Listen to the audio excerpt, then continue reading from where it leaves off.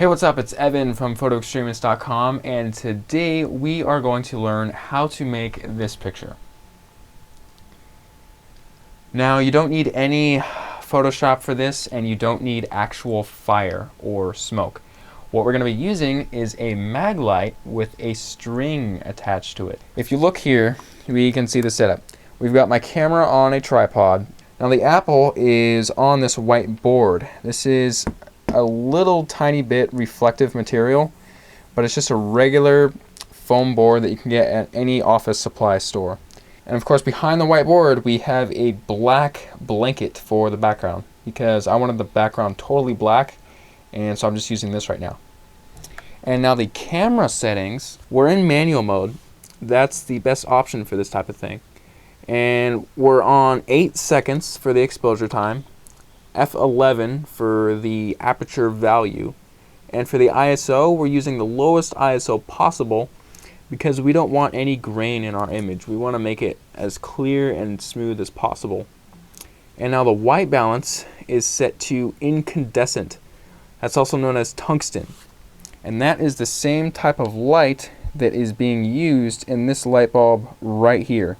So that's why I set it on tungsten. And now what we're going to be doing here is we're going to be taking a long picture. Like I said, it was an 8-second exposure. So the picture is going to be taking place for 8 whole seconds. Now during that 8 seconds, I'm going to be moving this flashlight and the string just sort of around the apple like that.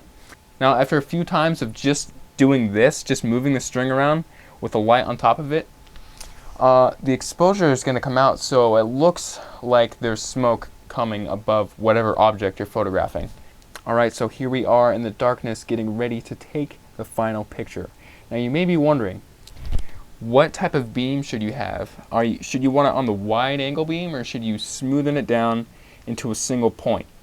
Right now I'm going to be using it on a single point because I want the brightest area to be focused on the string. If I made the beam wide like this, it dulls down the entire thing and it takes away the effect from the string. So I'm just going to point it in a single point just like that. Alright, here we go. We're going to take the picture. Click, the camera went on. Now we're just moving the string around the apple on top of it. It'll form around the apple. Now I'm going to take it away and just quickly illuminate the apple from the front to make sure that it's well illuminated in front.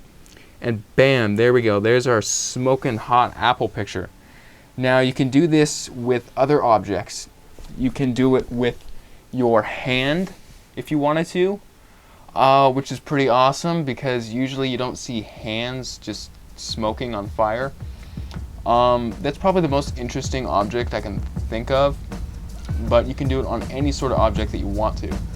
So have fun with that, and I'll see you in the next video.